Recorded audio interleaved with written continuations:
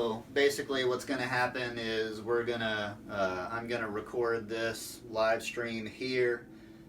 Simultaneously there's a recording going on my old phone over here, and once this is done, then I'm going to upload that video as a fresh video so that we don't have the lag issues. But I did want to try to make sure to continue the live stream for people that are watching live, especially so that they can ask questions, ask me to stop, tell me whatever. So thank you, Jared, for being here. I trust some other folks will probably be in and out, but yeah, I'll post this other video. So today is going to be largely flams and basic strokes. So if you don't have that music, pause the video, go get it, print it out, whatever. And then we're going to start with a review of just everything that we've covered so far to get the brain engaged and to get the hands warmed up and going. And as I was saying before I turned this video on, I haven't looked at the flams and the basic stroke stuff seriously since last semester when I wrote it and put it all in there and everything. So this will be just as much of a read through for me as it is for some of you. Jared, again, thanks for doing this and for being here through the whole thing. Like I said, if you have any questions or you feel like I might need to slow something down or whatever, feel free to chime in the chat. Yeah, so let's get started. Get out the eighth note timing, and let's just let's try a little tap roll action at 100 beats a minute. 100 beats a minute is just kind of my standard go-to for these variations. So I figure if you're on the snare or tenor line, you should be able to play all these variations at least at 100 beats a minute.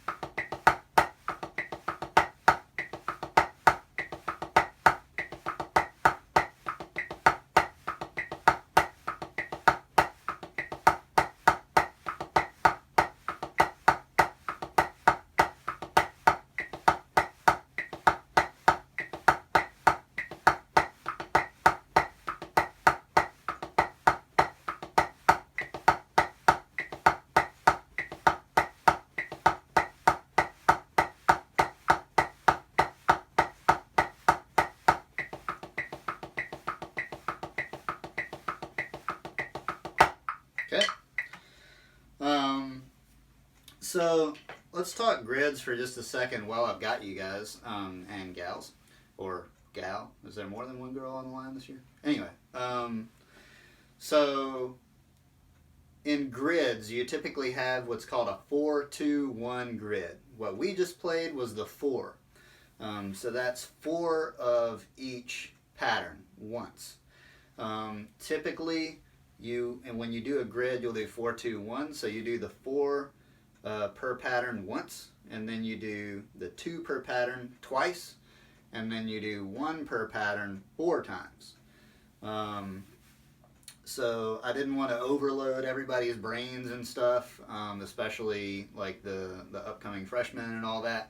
But when you do this, you can do that. So instead of playing 4 counts of each pattern, you reduce it to 2 times per pattern, play it down, and then you repeat the whole thing immediately without 8 in between.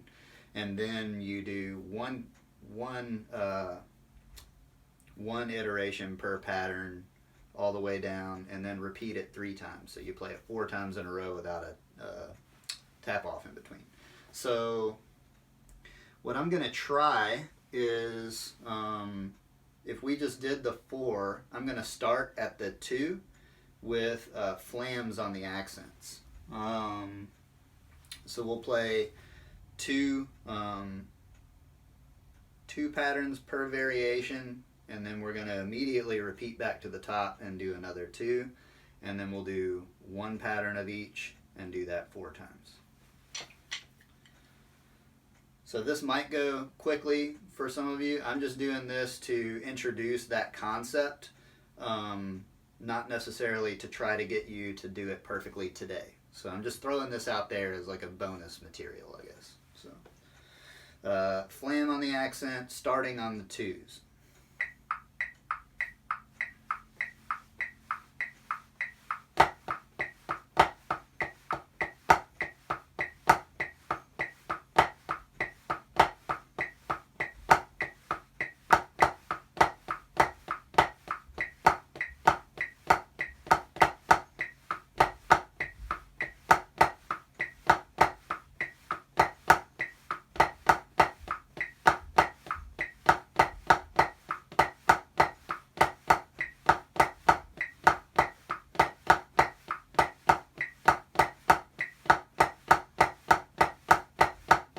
Again.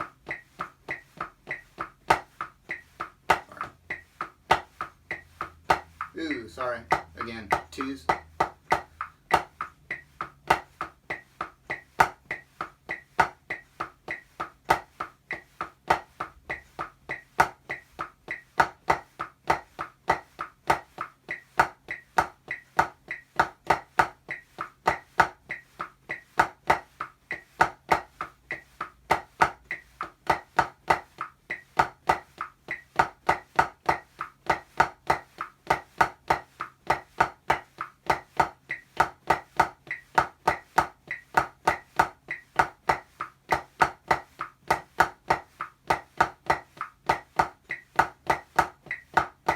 Ooh, and somewhere along the way I switched to 4. So I've never done this with the 8th note variations, actually. I've only ever done it with 16th. So anyway, you get the point. Let me try the 1s just as a mental exercise for me.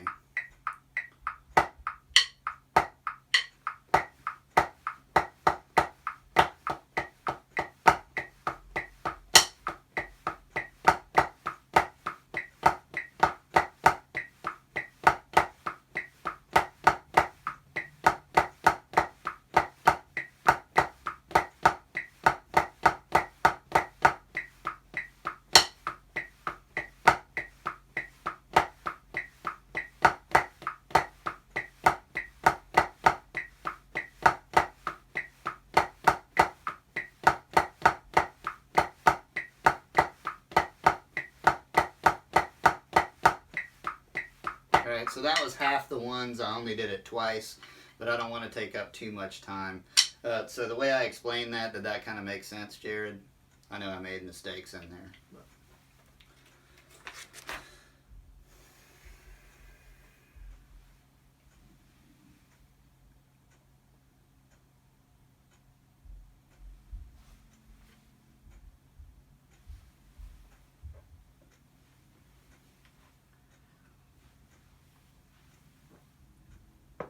Sweet. All right, let's go on to triplet timing. Let's bump this one.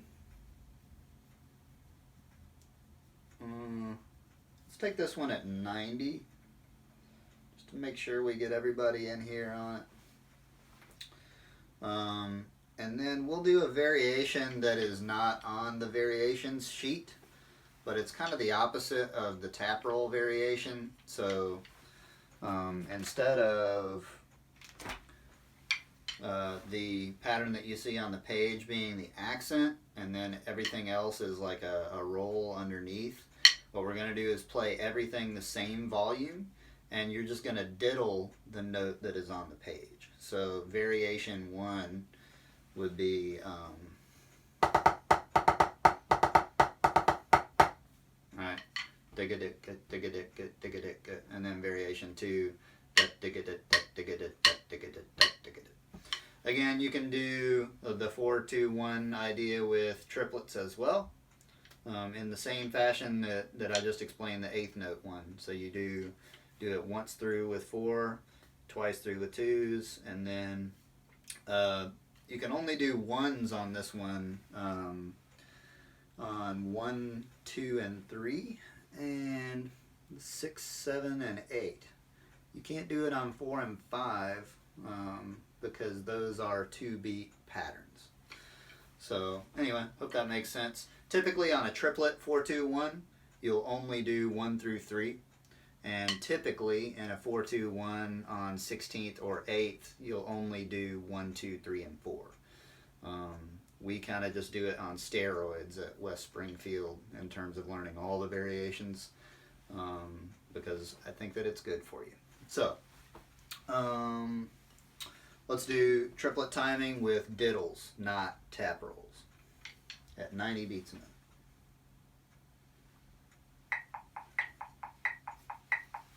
All the same volume.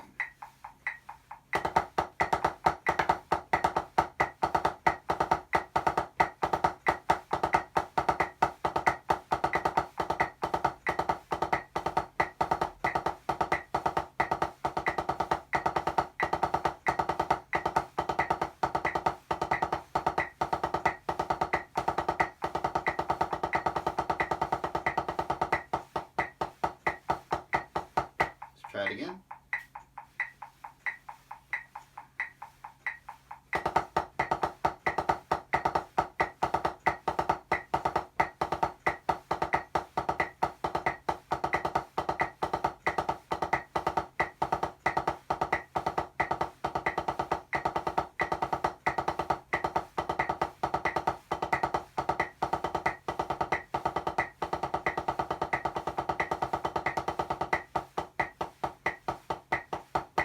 And one more for good measure.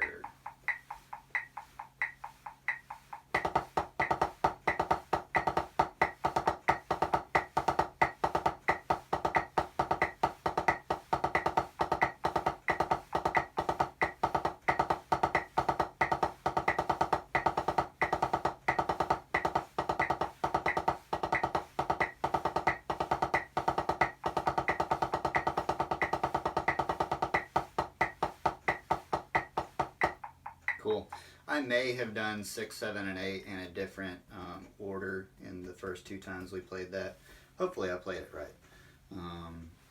But that's basically BD triplet rolls. The Blue Devils triplet rolls is based off of like all those patterns. So that was at 90. You know, if you can bring that height down, play it at piano and do that at the same speed as you're doing 8 and 25, like at 140 to 160 to 180, so on and so forth, then you know you're in good shape if you can control all those rhythms and get a good quality of sound. Something else you can do, especially when the volume is, or when the tempo is lower, is keep the stick height the same but change the velocity that you're playing it. So instead of always just playing it, you can, or,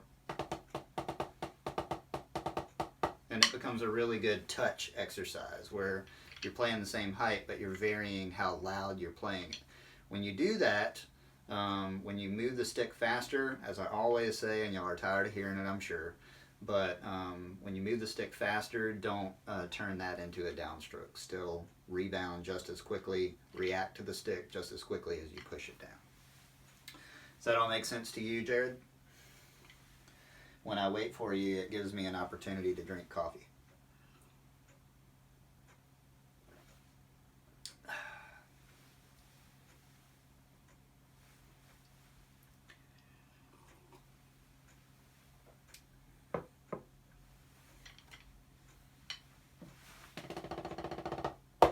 Sweet. Okay. Jared's seal of approval. All right. So now 16th note timing and independence. We will just play the independence variation of this. So we can back it down to like 80, assuming that y'all have kind of worked some of this out while you were watching some of the earlier videos. You should be able to play it at 80, I think. And yeah, I'm going to play it with the right hand loud and in the center, but you don't have to do that. You can play it softly and at the edge, or softly in the center, you know, whatever you want to do, whatever you're most comfortable with. But I do urge you to, if you have practiced it in only one of those ways, is to practice this one in the other ways. So practice it loud if you've been playing the ostinato soft, so on and so forth. Also, as I mentioned on the other video, you want to do this one off the left as well, so we might do that here in a second. So let's run this down. Right hand ostinato as written, we'll do loud and in the center. Whoop, definitely not with a triplet subdivision.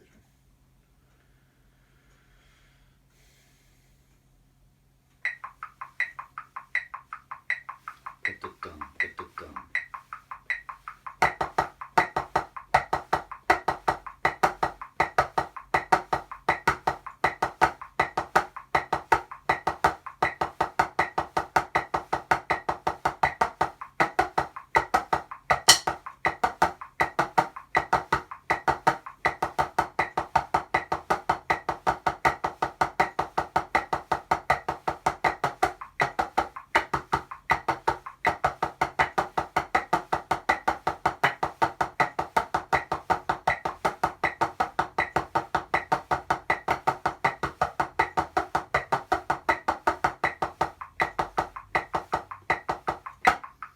And then that's where you could switch over to the left if you wanted to without an 8 in between, just on that last pattern. And then, alright, switch over to the left. So let's play it off the left.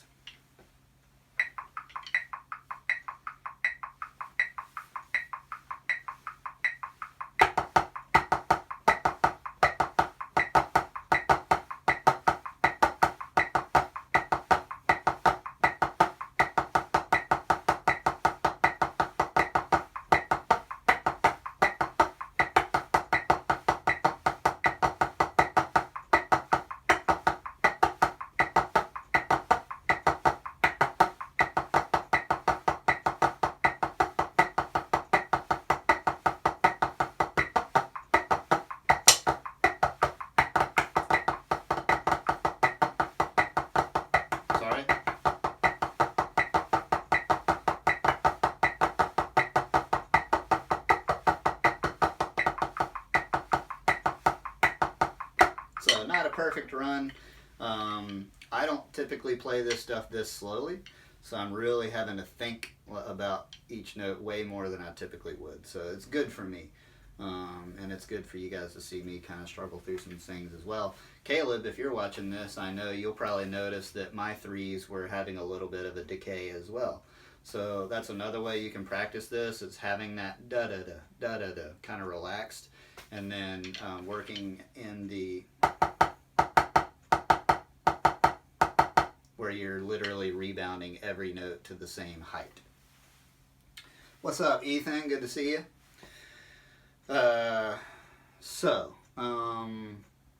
Additionally, Ethan, you're going to want to, when I upload the other video and all that, go back and watch the beginning. I kind of explain some stuff about grids. So in terms of the 4-2-1 type pattern that we discussed earlier, you can also do that independence exercise with a 4-2-1 type thing. So 2 of each pattern.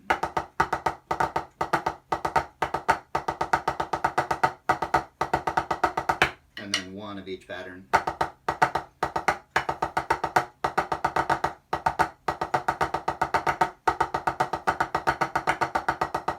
Right. So that's a lot of fun, and then all that off the left as well. And then for those of you that really want to get picky with the motion, and I would never ask this of the entire line or anything, but if you take a look at patterns 7, you would rebound in between those, but then on the last pattern 7, before going into pattern 8, you would hold the stick down because there's more rest in between those notes. And then you would do the same thing from the last count of pattern 8 into 9. You don't do that going from 9 to 10 because you're going straight into the next pattern, has a downbeat there, so you obviously couldn't hold it down. But and then going from 5 into 6, you would actually float that. You wouldn't hold that down, and everywhere else in 1 through 4, everything's a downstroke, and then 11 through the rest of it is rebound strokes. You don't hold it down. So that's a lot of motion stuff you can kind of to work out in there as well. So we're through basic exercises, we're through all the timing stuff, and we're not even 30 minutes in. Awesome. So since we're not 30 minutes in, let's back up for the next 10 minutes. And let's just play some of these rudiments down. So get your required rudiments sheet out. And I'm not going to try to play these up to like a stellar speed. And also on the YouTube channel, there are individual videos of me breaking this stuff down. So, and that goes with everything that we just played, except for the triplet with the diddle variation. That's a little bonus material. But almost everything that we just played is broken down in an individual video on the channel. So if you need any of that, don't feel like you have to open up this really long video and watch the whole thing. All right, so required rudiments. Number 1, the long roll.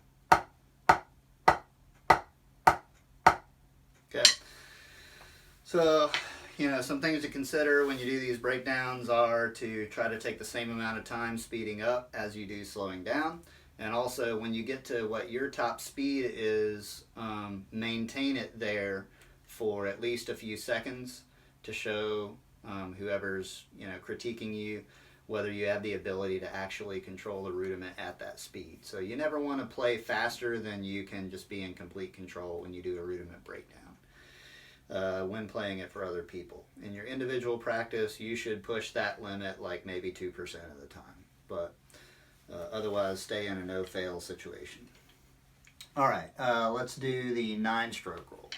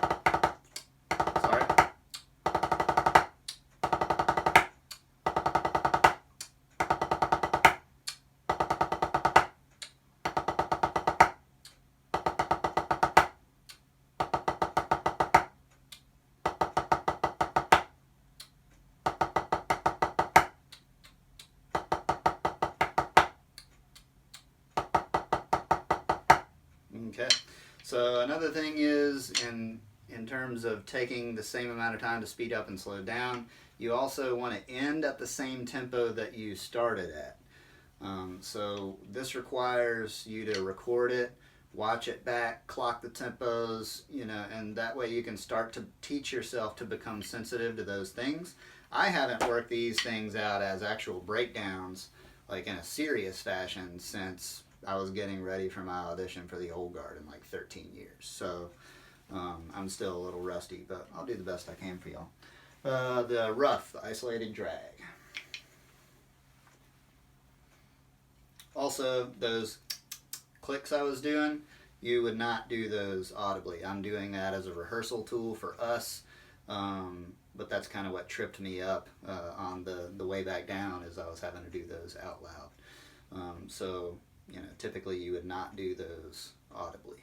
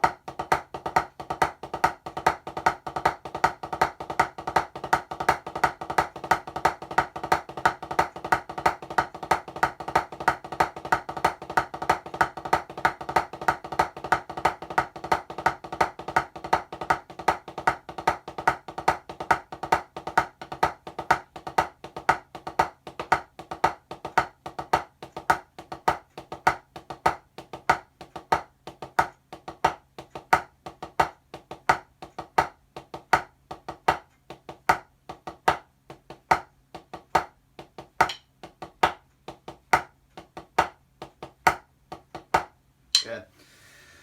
And I've discussed that interpretive thing where eventually, once you figure it out to about that speed, you want to change your interpretation from 1 and a 2 into a grace note fashion would be a true rough. So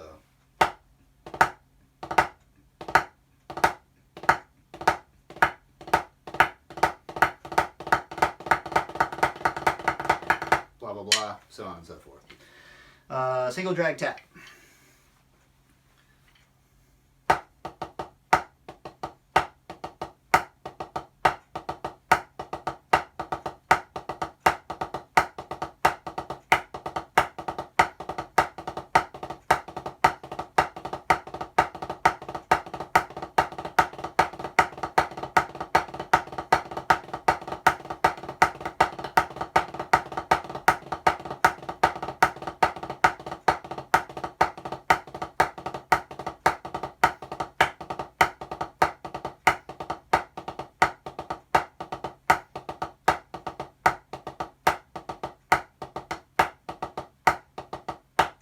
So that one is Carol of the Bells. Dun, dun, dun, dun, dun, dun, dun, dun. That one, the same thing, interpretively would change once you kind of figure that out. DCI and all that, you'll play them like that, but in more folk traditions, the rough inside of the tap drag would be a little tighter, so...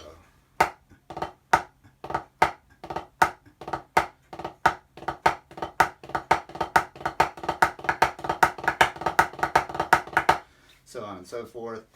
Or this is, you can play it as a single drag tap.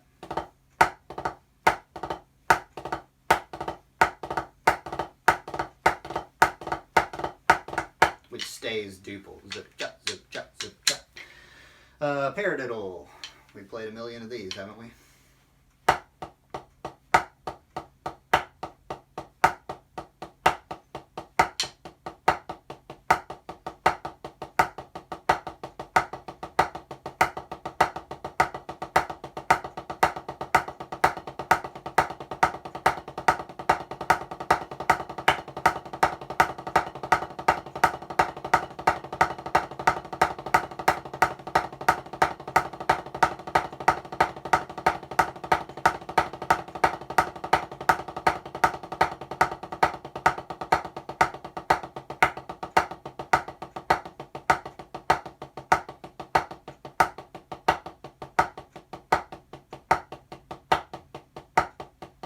Okay, so typically I would start that one way slower. I would take longer to build it up.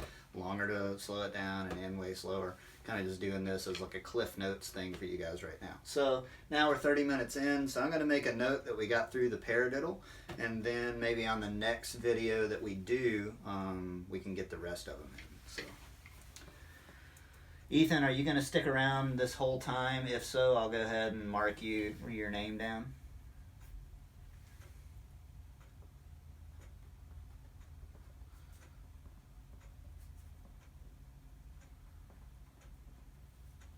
Sweet. Alrighty. So let's take a look at this flams thing. If you haven't already, print out the West Springfield or WSHS flams. This is different than flam mix-up. This flams that we're going to be working on is what we will actually play in the fall. The mix-ups are just like a prerequisite as part of the audition process, and we may play one or two of those during the fall, just like typically we'll pick one or two to play on the Monday night sessions, just to make sure the upcoming ninth graders are getting that practice of figuring some rudiments out so that they can contribute to the snare and tenor line the next year. So if you're watching this not live, you've got time, you can pause it, go print out WSHS flams. It's in the Google Drive. All right, so I'm going to be reading this. Okay, so let's take a look at the first two bars. The idea here is to set up the left hand so that you're playing it at that grace note height before you start actually playing flams. So these left hands will be at like pianissimo. The loudest I would ever want to see these is at like 3 inches, like a piano stick height. So something else you'll want to incorporate is the quarter note lift of the right hand on beat 4 in the first bar. And then on beat 4 in the second bar, you've got that right hand downstroke, another left hand, and then you're going to start playing the taps on the right hand. Okay, so don't miss that sticking changeover. Bum, bum, bum, bum, bum, bum. Right, left, right, right, right, right, right. So the tendency might be for you to play that tap after the accent on the right hand. So that it should, all the taps in the first two bars should be on the left hand, and then when you switch over, all the taps in the first two bars should be on the right hand. So let's just take the first two bars. We'll repeat it 3 times, so we'll play it 4 times, just like it says on the sheet.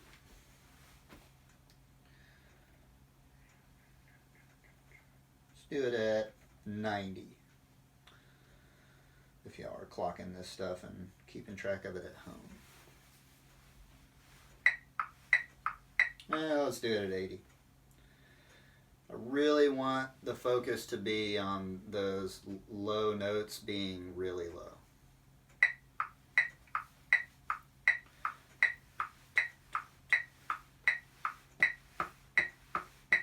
Lift.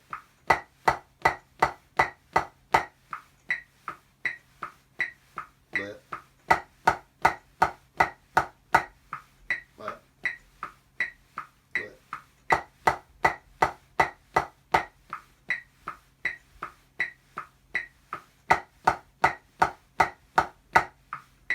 Okay, so then on the release there, you should release soft and on the left hand. Okay, so if you just played that along with me, remember you've got that left accent flam into a right hand, and then you release on the left. So if you didn't get that, or you're not sure that you got that, rewind the video, play it again, and really try to make sure that you get that. If it's too much to think about playing it along, pause the video, figure it out on your own, make sure you can do it a few times in a row at least without making a mistake, then turn play and try to play it along with me and all that good stuff. Any questions so far? While I wait on your response, we're going to play the next bar, so bar 3. and we're going to play it 4 times. It's the same exact thought, just each pattern is a little bit smaller.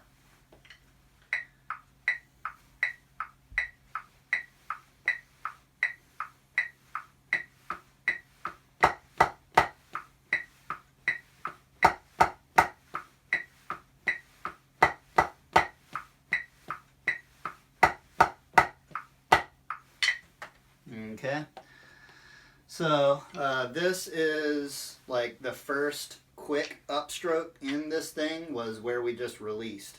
So you'll play that left accented flam and then a low right hand and then release with a accented right flam where we just stopped. So let's play that one again. No questions yet, good.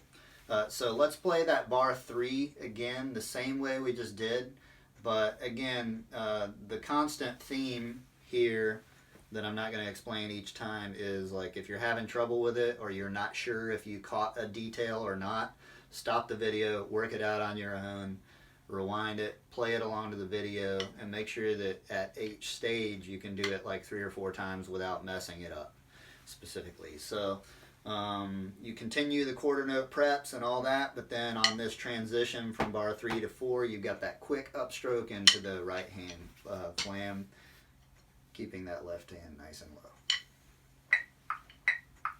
Bar 3, 4 times.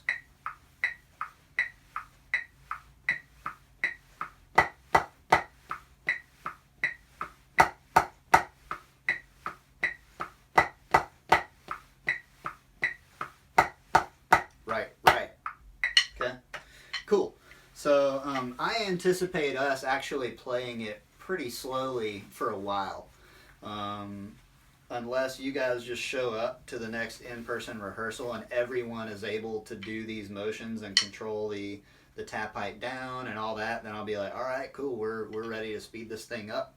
But until everybody's fundamentals are there at a slower tempo, as a group, we're not going to play this any faster than 80. My goal is, definitely by the end of the season to make it up to 120. I don't see why you shouldn't be able to do that, or even higher would be kind of the bonus, stuff. So, but we can't bump the tempo up until we ensure that all of the grace notes are low, all of the quarter note lifts are in there, and all of the upstrokes have that technique, that molar upstroke technique that we talk about, and that some people aren't just like lifting and lead with the bead, but that we're actually moving the hands up and down for it. So that's where it gets difficult. You start thinking about lifting the hand and everything, but then some of these taps tend to get out of control. So, all right, now let's play bar 4 times in a row. So we'll just continue that upstroke idea on the last 8th note.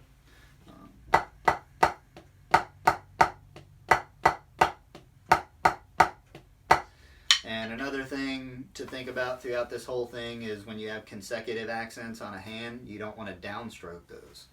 So this one's really tricky if you actually look at all the details and try to get the motions perfect. So let's look at that 4th bar and play it 4 times.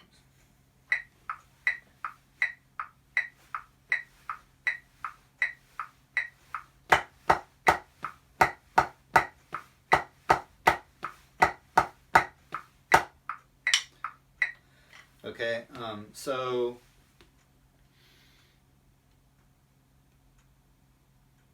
I think that the tendency here is going to be to try to control these what should be rebound strokes down.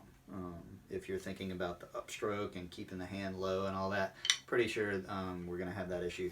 Another thing is like we talk about on 8 on a hand or 8-8-16 or 10-10-20 or whatever, is that whole idea of bringing the hand up for the consecutive accents, but not bringing it up so high that you're not going to play all the notes at that height. So you would bring it up here and then play the rest down here.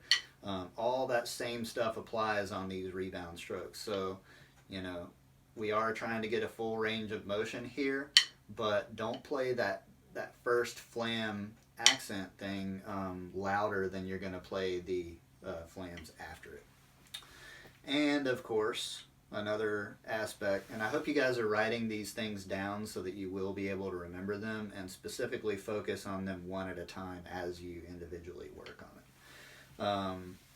But another aspect of this that will be difficult is, just like we talk about in 10/20 and 8/8/16 and all that, is once you lift the hand and you bring it down, after you play that first note, it's all lead with the bead. So don't continue to raise the hand for all of the notes. Simply come down and then leave the hand in the down position, but bring the bead up.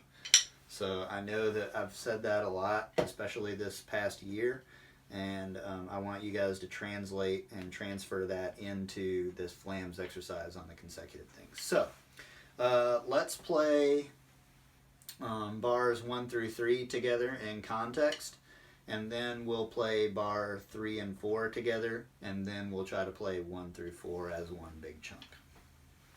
So this is bars 1 through 3 as written.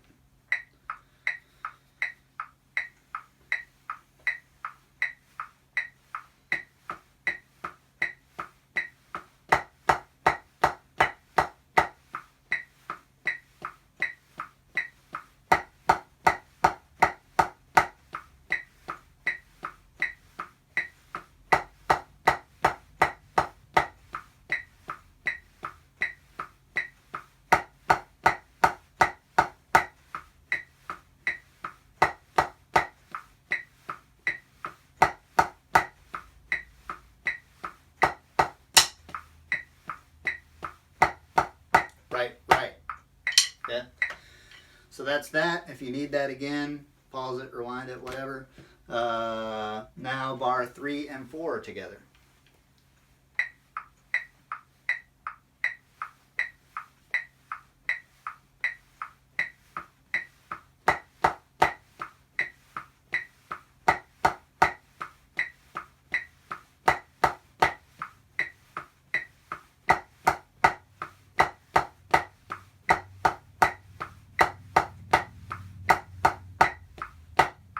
Okay.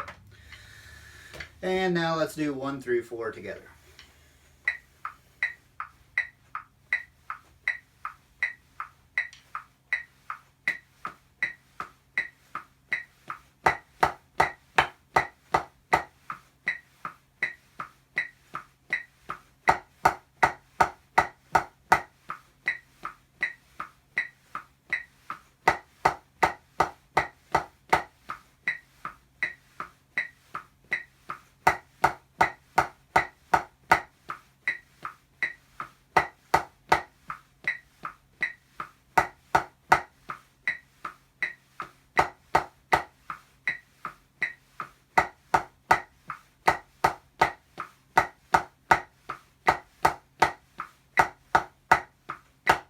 Cool. Alright, so go ahead and put the sticks down, whatever, stretch out, take a little brain break. Am I losing any of you guys real quick? Or are we good?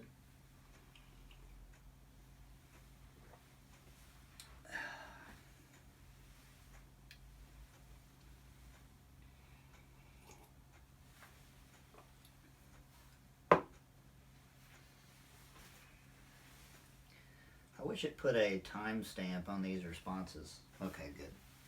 All right. So, take a couple deep breaths, loosen up a little bit. And just while we're kind of chilling for a second, I stole a lot of this idea. Well, actually, most of this whole thing is from 2 different drum corps that share a similar lineage. So back in the early 90s, Scott Johnson, who teaches at Blue Devils now, used to teach at Santa Clara Vanguard. And in one of his early 90s lines, I think it was 93, but I might be wrong, Colin McNutt and Murray Gussick marched, I think, in the tenor line together. They went on to be very successful caption heads.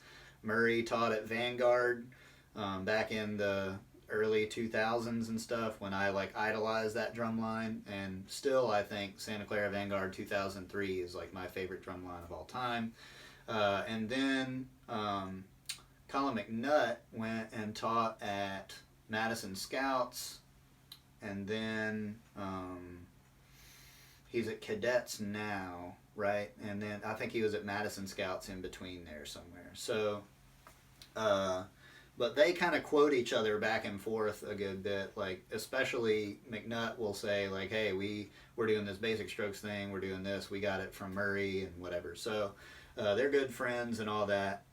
And so the first part of this flams exercise I stole from a recent Cadets warm-up on flams that I saw them present at the Percussive Arts Society International Convention. I think maybe in 2015 is when I saw it.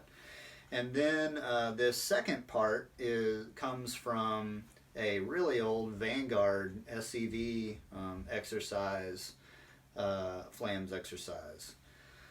So I kind of just changed the order of that exercise and put it together with the Cadets thing, the Cadets beginning, and made it ours. So, but all these ideas are really just theirs, and they're really good ideas, and I loved it. This first section that we're stealing from Cadets, I was just like, why have I not thought about approaching flams that way with a group? So getting that low hand moving before you add the accents is just like brilliant. So, but I can't take credit for any of this stuff. So, all right, we've had a little brain break. Hopefully y'all enjoyed that little piece of lore, and we can move on.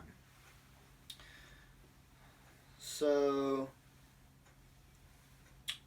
you know, we've got kind of a hemiolic type of a ostinato here for a couple of bars. Jump, jump, jump, jump, jump, jump, jump, jump, jump, jump, jump. Right, so let's play only the flams without the taps in between them for this rep. We're going to play the next 2 bars. So only the flams, don't play the taps in between.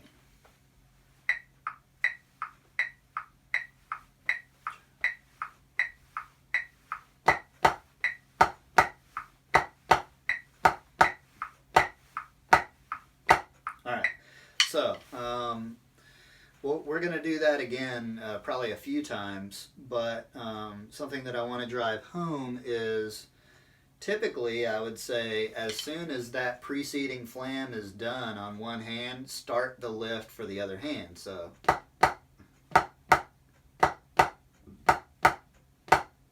right? And you can certainly do that without the tap there, but what I want you to do is to hold the next hand down until the 8th note beforehand. So lift, lift, lift, lift, lift, lift. Okay? So try to meter it out on those 8th notes, simply because when we add the tap in, that's going to be where your upstroke is. The only thing you're going to change is you're going to drop the stick into the head as you come up. So instead of, right, it's just going to be,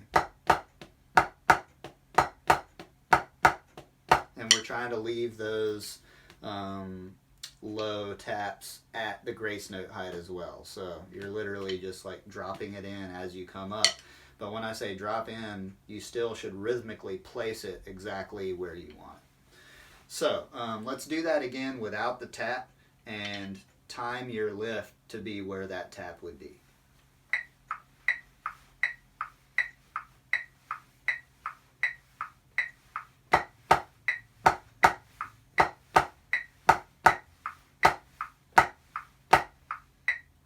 Keep the grace notes down on the last 2 counts especially.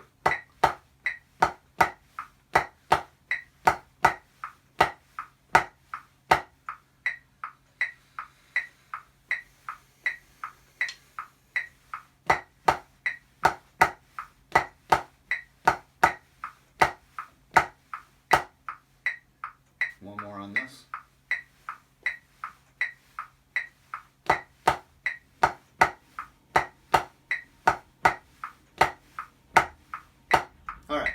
So now let's add in the tap. So you're literally just dropping it in as you do that upstroke.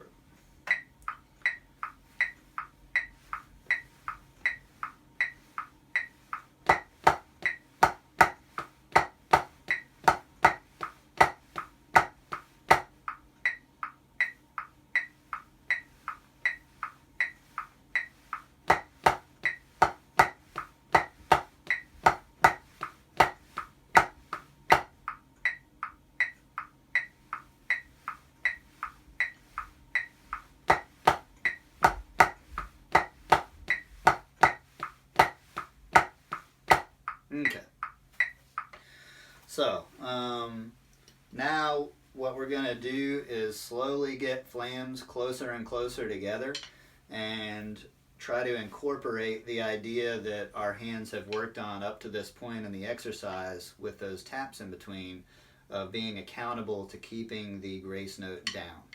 So as you get faster with the rhythm, that's going to be harder to do, especially as we bring the tempo of this thing up. But as I said, we're going to keep it at 80 as long as we need to, for everybody to learn, how to not raise their grace notes, and then we'll start to get it faster. So while I do a rep of this next part, I'm asking those that are watching the live feed, are there any questions to this point or any comments you feel like I'm leaving out?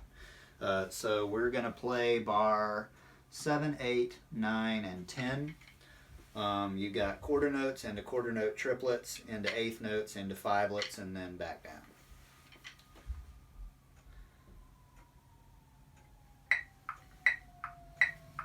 Keeping the grace note down.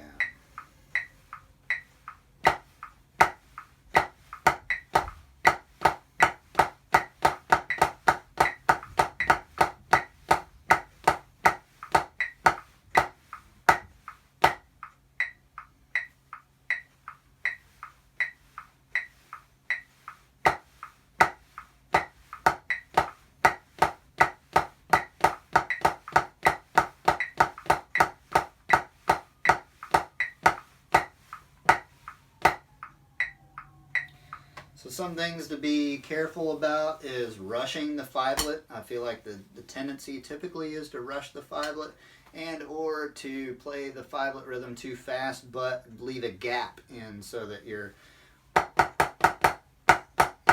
right. So you don't want to gap the rhythm. You want to spread it all the way out from the downbeat of 3 to the downbeat of 1. And that's just going to take kind of getting some reps on it and figuring it out on your own. Keep in mind on the fivelet, your foot should hit on the first note of the fivelet. The next foot should hit right after the third note of the fivelet. So.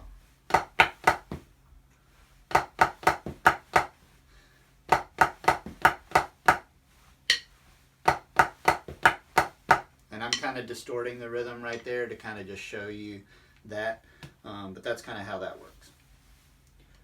Sweet, no questions so far. So in the first part of the exercise, in the first 2 lines, we've got those taps there in between that are keeping us from doing a slow lift into the flams, and actually that only happens on the second line. In the first line, you still have that quarter note in which to do that. The second line works on your ability to quickly do the upstroke, and then we go back to the idea of the slow lift in between each flam, but we're trying to add that level of accountability of keeping that low with the taps that we've set up previously.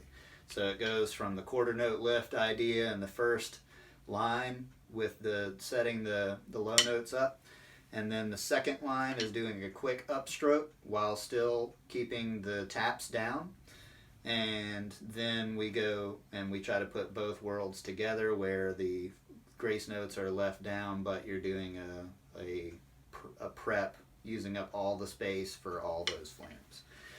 So let's try to do bar 5 to the end. This is the Vanguard section.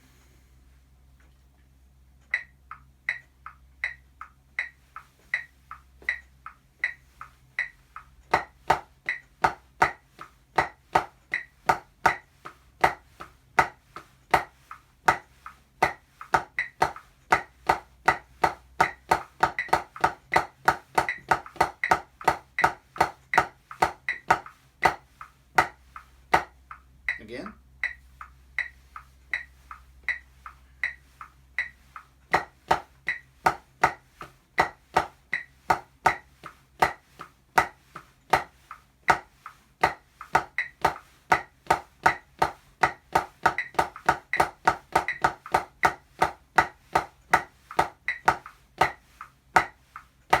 Okay, so that's pretty much it for that.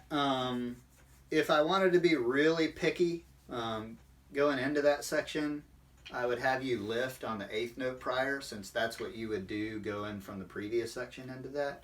But just to keep our starting prep consistent every time, even playing this last section, we're still going to do a quarter note prep into it. Unless we're playing it in context with the entire exercise, and then of course you can't do a quarter note prep. So actually, yeah, you can't do it. So let's play the whole exercise a couple times, and then we'll take a quick break, and then we'll start working on the basic strokes thing.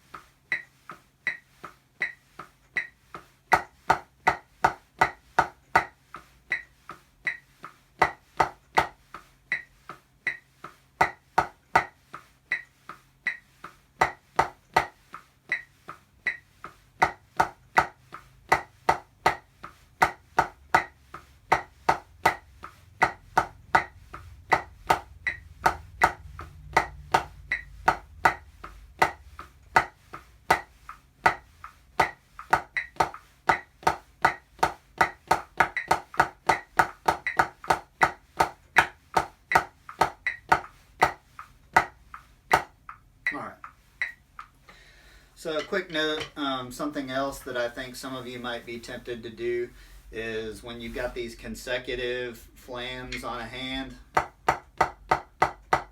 the temptation will be to pump the tapped hand. But what you should do is down low, don't raise the hand at all for those taps, but only turn the wrist slightly. So the difference between and, right? So when you play those, you'll want to leave the hand down. So after you bring the hand up to start those rebound strokes, and you bring it down, both hands will stay down and just turn wrist. Right, so I just say that mainly to just point that out. I feel like I've done a kind of a bad job at talking about how much wrist should be used when. We talk about all the big motions, and I think that I've kind of skewed most of your views into thinking that the drumming that we do is way more army than it is. The wrist should do like 90% of everything that we do. The only time you really lift the hand is on upstrokes, and when you're playing like high, like mezzo forte to fortissimo stuff, you just want to free the hands up a little bit. So food for thought. Most of what we play should be wrist initiated, not arm pump. Any questions before we go to basic strokes?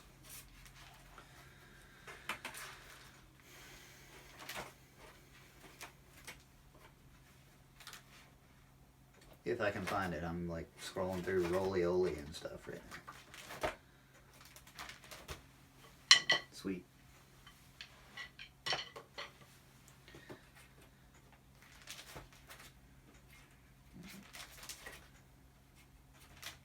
Dang, where is this stuff? I just saw it a minute ago.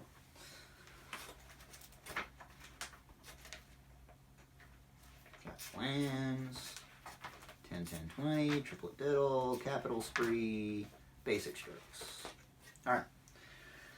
So a quick explanation of basic strokes. This is also a Murray Gussick thing. He had the early 2000 Vanguard lines playing his basic strokes, which is like way longer than this one. I kind of just condensed his stuff. Like the tap pyramid idea came from Murray in basic strokes. So yeah, the actual basic strokes thing is like 3 movements within it, and when you play it all together it takes like 5 minutes to just go through that one exercise. So what I've done is taken the first 2 movements and put those ideas together into our version of basic strokes. But, you know, you should still look up these drum lines that I'm talking about and watch their videos of their flams exercise breakdown stuff and basic strokes. So basic strokes 2003 and 2004 are really good. The flams exercise, like I said, I think it was Cadets 2015, maybe 16 or 17. And it may not have even been something that they actually played in the parking lot, but it was definitely something they worked on at their housing sites. So, and then the traditional Santa Clara Vanguard flams exercise is something to watch as well, and that'll be the early 2000s as well. So we're going to try to basically just approach it the same way that they did, this basic strokes thing, and lift kind of when they lift and all that good stuff. So again, on this one, you're going to use the arm to lift the hand for the accents, and we're going to keep the preps to almost a quarter note. And then as soon as you play that accent, in this first part, it's a downstroke, and you just play taps using only the wrist. So again, just like we worked out with tap pyramid, and I'm still working on some of you guys with, the tap pyramid is not an arm pump, it's a wrist turn. So that's huge in this. So use arm for the accents and wrist for the taps. So let's just go through A. A is pretty easy conceptually. You've just got 8 accents per letter or per pattern. So you got right, left, right, left, right, left, right, left, and then you go to the next one. And these are 8s, so just accents on 1 and 3. Pretty easy. We'll play this one at 80 as well for a while.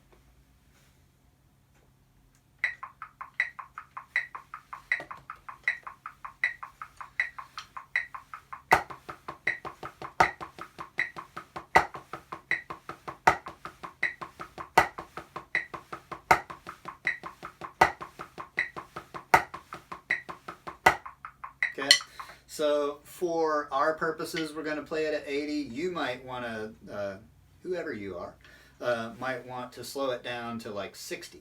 And the reason I say that is, and even some of the guys in the Vanguard lines did this, but the idea is that first tap after the accent should be at tap height. So it shouldn't be like fortissimo, mezzo, forte, piano, and then, you know, it should just be fortissimo, piano immediately. And if you're having an issue with getting that first tap soft enough, it's because you're opening the hand, you're opening the fingers up to play the accent, and then you've got that space in your hand that exists, so when the rebound, the shot comes up, your fingers are still out and it makes the stick go up. So that's part of why I talk about at least a middle of the hand, if not a back of the hand fulcrum, is so that when you stop your hand, there's no space if you're keeping your fingers close. So don't keep your fingers like tight and squeeze the stick. We don't want to squeeze the stick like ever. But you just want to keep the fingers close enough around the stick so that it has nowhere to go when you stop your hand. Right? So, so that's the concept there. As well, on the left-hand side of it, for traditional players, that's part of why we talk about not catching water with the hand and talk about turning it in towards ourselves, is to put more mass on over where the bead is, so that as the bead tries to come up, you have more actual physical mass on top of the stick. Whereas if you're turned over, the bead tries to come up and it's got nothing on top of it keeping it down. So if you're having trouble controlling your taps at that speed, it's probably because you're catching water in your hand or you're like begging.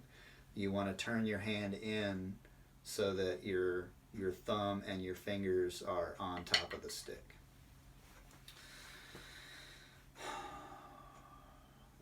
If you are turning in and you're still having trouble, then it probably means that this connection between your index and thumb is too open. So your thumb might even be coming back, or your index finger might be a little too far forward. So you always want to have a connection here to make sure that the thumb is on top of the index finger and that they are definitely connected, that you're not opening it up. So those are just some pointers of technical hands things that can help you do this successfully. So going into B, let's play A one more time just to get back in the exercise.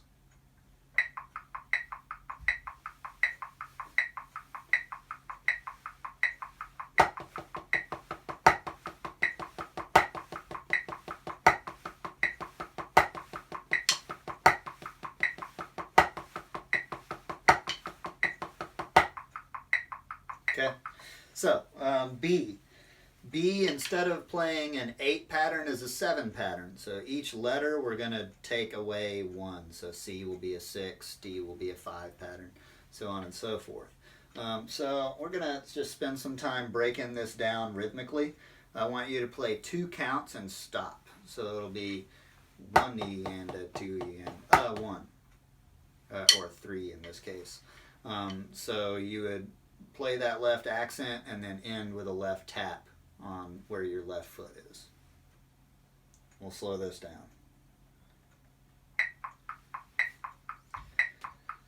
Let's just have the sticks up and do it after 4 for time's sake. 1, 2, 3, 4.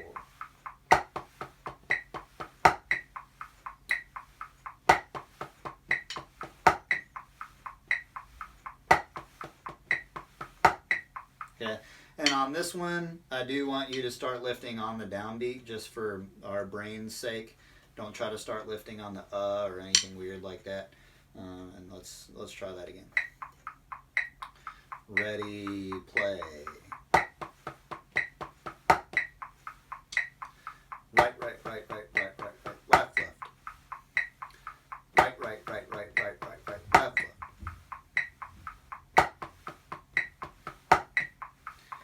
And something that you can do is if you're having trouble, like you're getting a hand that's coming in on the taps and you're wanting to alternate the taps or something weird like that, in this one you can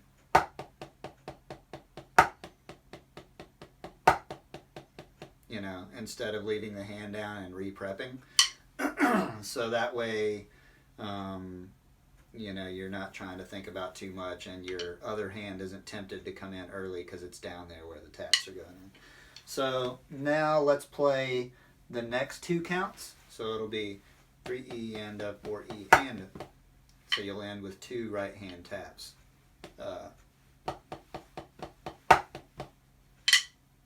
1, 2, ready, play.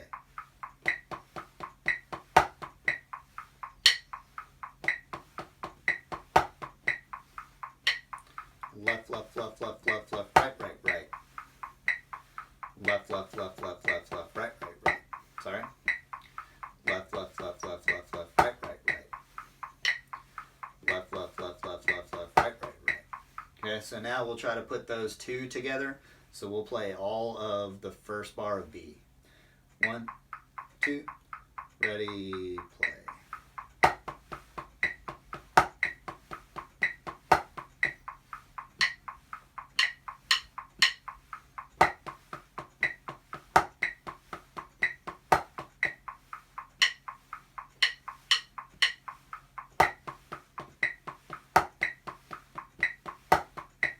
Alright, so I'm doing this float thing just for a rehearsal technique.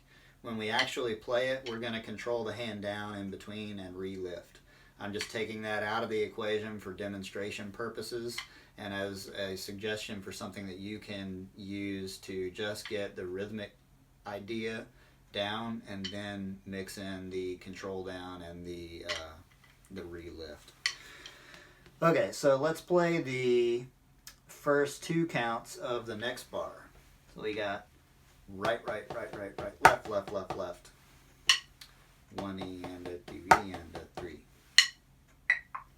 2, ready, play.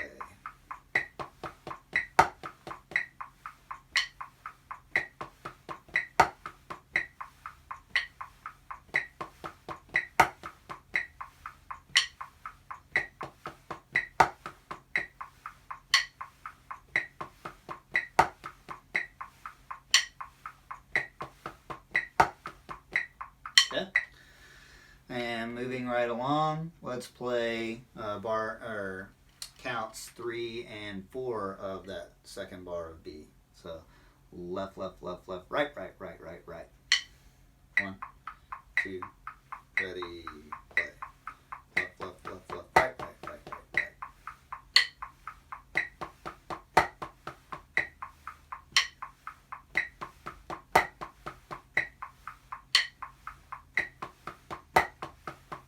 Okay, now we can play the whole bar. So right, right, right, right, right, left, left, left, left, left, left, left, right, right, right, right, right. Right.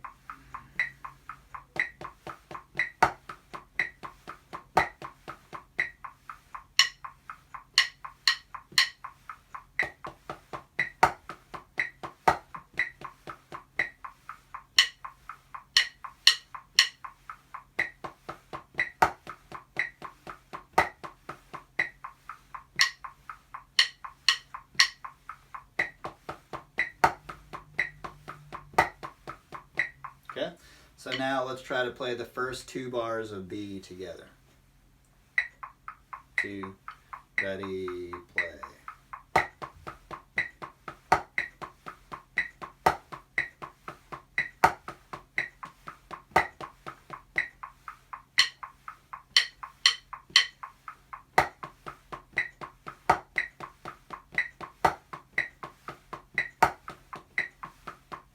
Right? So what you'll want to do is break each of these sections down just like I did. You'll kind of take a couple of counts at a time, one count at a time, whatever, put it together and get the chunks bigger and bigger. So we don't really have enough time to do that in like a group context like this. So I'm just going to challenge you to do that on your own. And yeah, so for those of you that can kind of already have it figured out, let's play all of B. 1, 2, ready, play.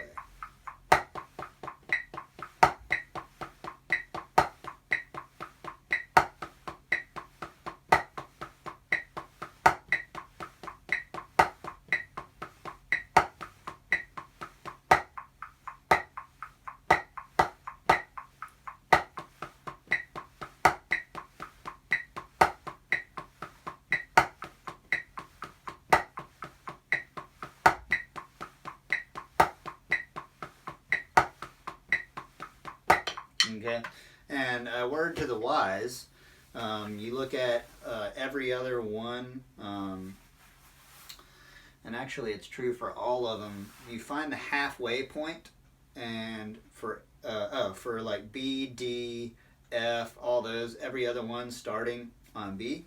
When you find the halfway point where it meets back up on that downbeat, it's the same thing as the first half of that letter, but just starting on a different foot. So if you've worked out the timing of it, then all you have to do is practice it starting on the right foot instead of the left. That is not the case for A, C, E, G, so on and so forth. When you find the halfway point, it's still on the left foot. So in B, the halfway point is on beat 4 of the second bar of B. On D, the halfway point is on beat 2 of the second bar of D. On F, the halfway point is on that first bar, beat 4. On the downbeat of beat 4 of the first bar at F is halfway for that pattern. And then everything else is kind of explanatory. So then you would follow that same rule for K. The halfway point is beat 4 of the first bar of K. The halfway point of M is beat 2 of the second bar of M. And then the halfway point of O is the fourth, is beat 4 of the second bar of O. So that's kind of where those transitions are. So again, it goes 8, 7, 6, 5, 4, 3, 2, 1, 1, 2, 3, 4, 5, 6, 7, 8. So something you'll notice is in the first half of the exercise through H, every inflection is an accent. And then at I, they turn into tenutos. And the reason for that is it all turns into an inverted sticking. So instead of going after a right accent, instead of playing a right hand, you play left hand taps going into a left hand accent and right hand. So we bring the stick height down for that, although we're still trying to get the same sound. So the stick is going to move faster on those upstrokes. So we bring the height down so that the sound will stay the same. So even though they're tenutos, still try to get them to sound like your accents were earlier. So you can kind of back down your accent sound in the first half of the exercise, and then try to get a more intense stick motion for your upstrokes on the rest of the exercise, and then the sound should be the same.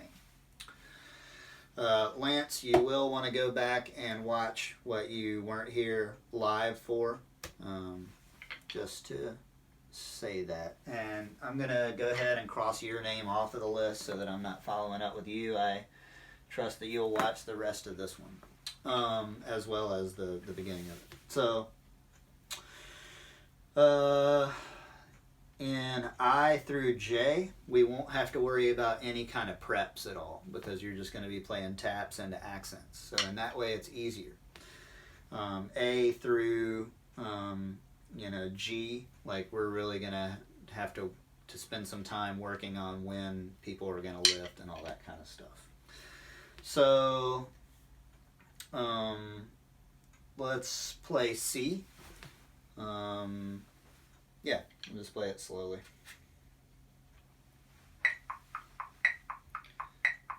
And we'll do it after 4. 1, 2, ready, play.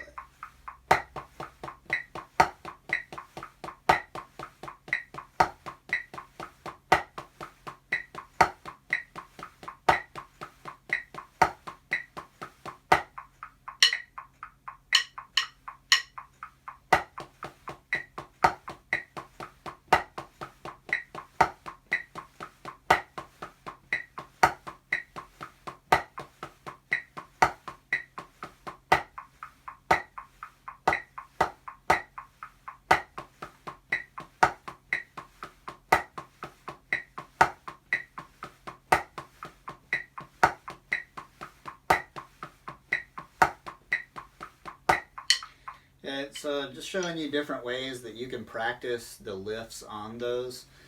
Something else you can do is just lift the entire time.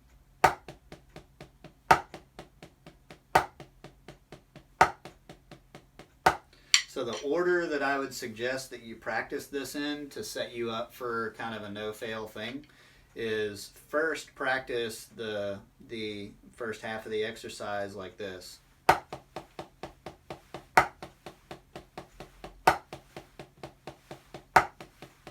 You know, keeping the non-playing hand in the up position actually. Then I would practice it kind of doing what you're probably more comfortable with anyway, which is to control everything down. And don't really worry about how you're lifting. Once you can do both of those ways, then I would suggest lifting the entire time.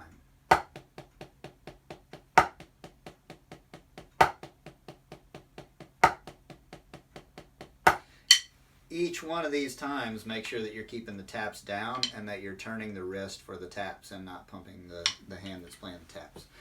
After you do those 3 different ways of playing it, in terms of what the non-playing hand's doing, try to figure out what is most comfortable for you as far as when to lift physically. Somewhere around a quarter note before you play. However, when we get to F, we don't have a full quarter note in between, so it really will be starting at actually E. It's just going to be immediately on those anyway.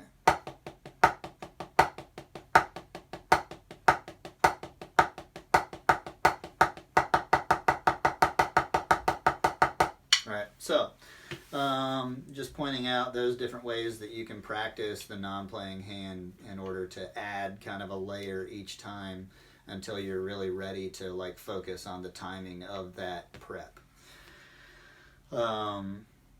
Especially the more kind of advanced players, the more seasoned players, whatever, you'll want to kind of start figuring that out so that the other folks in the sections can, if y'all are doing kind of the same thing, then they can kind of latch on, and you know, we'll work all that out in person, but the more that like the center players of the lines can get comfortable with that idea, the easier it's going to be for everybody.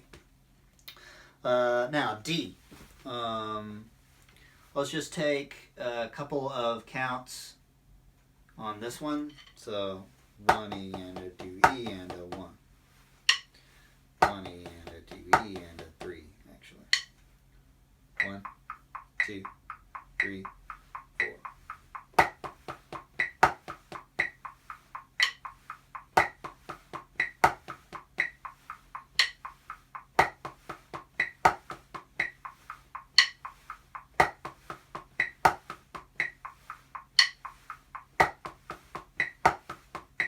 Alright, now let's start on beat 3 and go to the next downbeat of 1.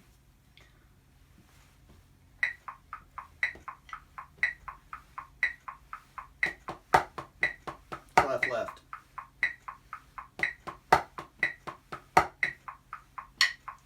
Left, left, right, right, right, right, right. Left, left.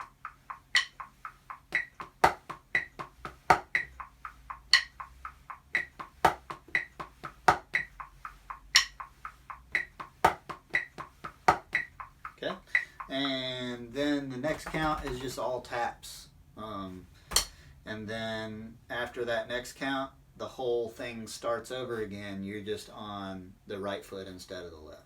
So let's try to play at D. Let's try to play the first bar and the first count of the second bar, ending on beat 2. 1, 2, ready, play.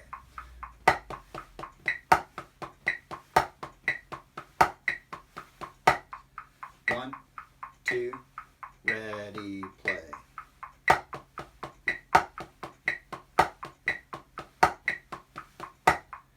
1, 2, ready, play.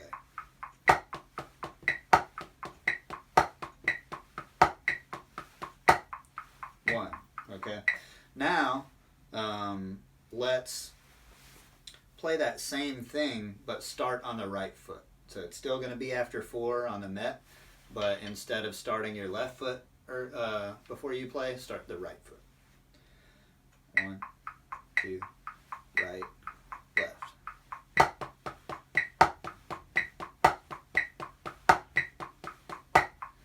1, 2, right, left.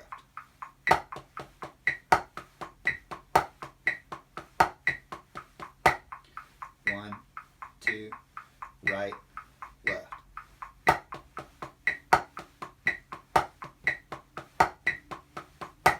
Okay, so now theoretically, if you can do both of those, then you just start on the left foot and play the whole line. So let's try that. 2, left, right.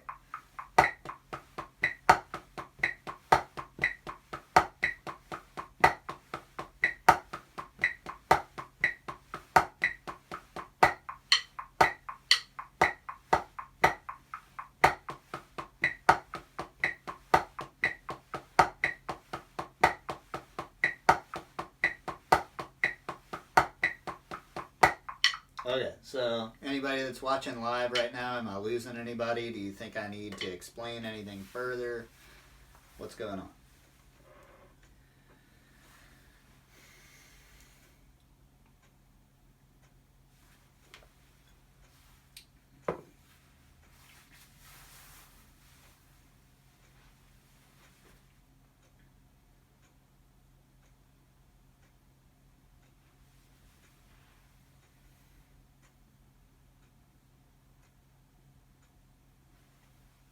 Anybody lost? Bueller? I am understanding everything pretty well. Good. Ethan, Lance, how's everybody feeling?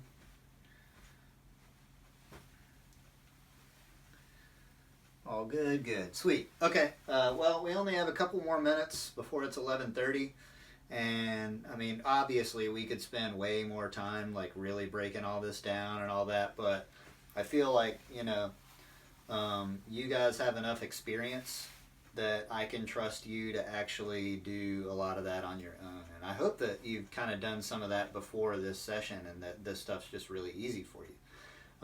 But these videos are going to be designed to just kind of keep the fire under everybody, to ensure that you have a resource to use, and that by the time band camp rolls around, assuming that we'll actually do marching band in the fall, that everybody will be like prepared on, you know, from the second we turn on the Met, we should be able to actually start rehearsing this stuff. So I'm not really worried about it. I just want to make sure that everybody understands that is the expectation. So let's, I'm just going to play this down at 60 and then 70 and then 80. Just so you'll have that as a resource. And when I do it at 60, I'm going to do that thing that I was just doing then, where the non-playing hand is up while the other hand plays. And then in the 70, I'm going to lift the entire time in between the hands. And then the last time at 80, I'm going to lift when I feel like it would be more natural to lift. All right, so let's see if I can get through this.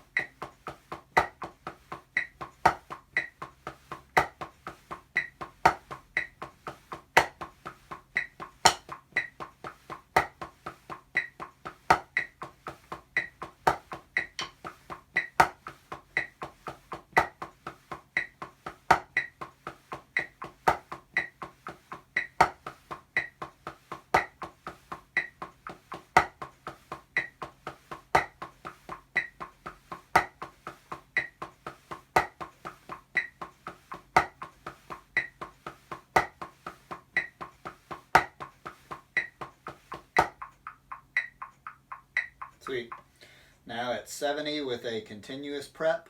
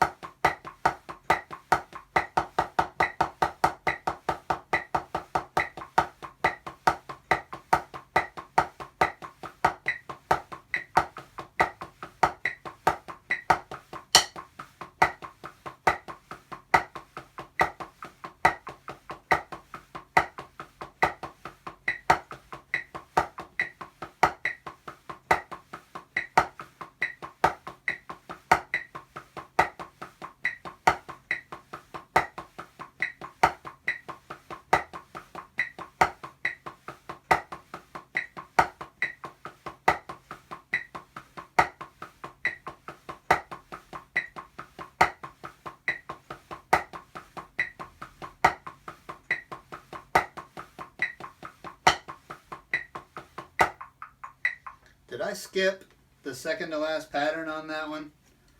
I kind of started thinking about something else. I think I may have gone from 6 to 8.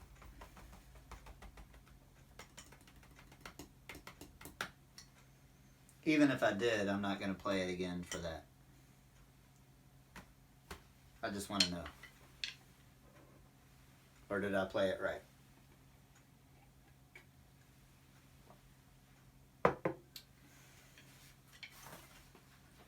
Anybody? Was anybody actually paying attention?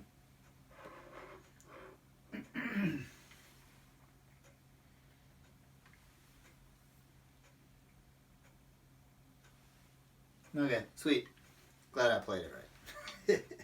Alright, so now we'll do it at 80, and this will be with the motion that I would want for you guys to move in.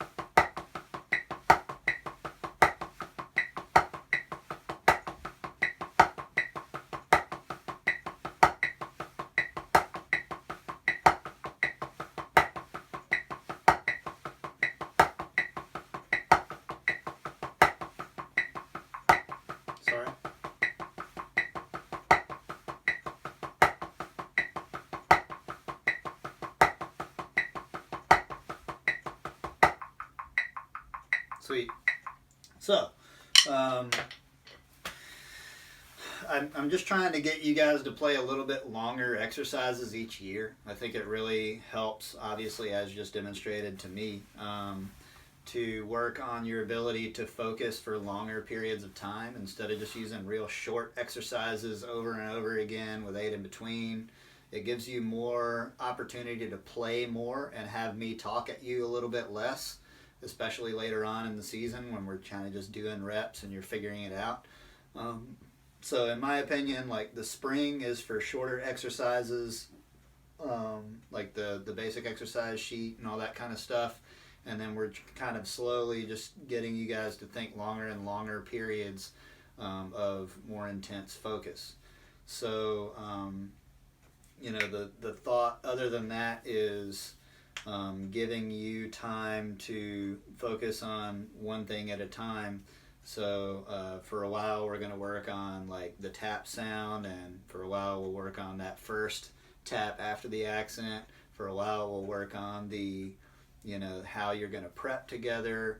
For a while we'll work on the sound of getting those full accents to be the same sound as those downstroke tenutos in the end, and all that kind of stuff. So the more that you can do that beforehand, the more, you guys know, like the more prepared you show up, the more fun we're going to have, because we're not going to have to do those grueling hours of just like getting everybody through, while like everybody that's worked on it is just like, dang, like, well, do we have to do this again? And then everybody else just feels like crap because they don't have it, So, again, that's why we're doing this stuff starting now, going through the summer and all that, is just to give you as a group the best opportunity you can, so that if we are in that scenario of having to rep this stuff and break it down in band camp, at least, from an instructor standpoint, I can, say like I literally did as much as I possibly could. So that's my job, is to try to set you guys up for success in that way. So please spend the time you need to break these patterns down. Use this video as a resource. Go back, watch whatever you want. And, let's show up like really ready to rock and roll when we actually all get together. And we're like, oh, finally, I'm like seeing other people instead of just staying in my room all day, or, whatever everybody's doing. So I hope you're all doing well, staying safe, healthy, all that good stuff. And, I hope that this stuff is a source of like relief, that you can go and kind of turn everything off and just focus on your playing, and that it's giving you something to do that you enjoy. So don't forget that, yes, this is work, but I hope that it's something that you like are actually enjoying and finding some peace with. So signing off, Ethan, Jared, Lance, thanks for tuning in. Go back and watch the parts that you didn't see today, and watch it as much as you want.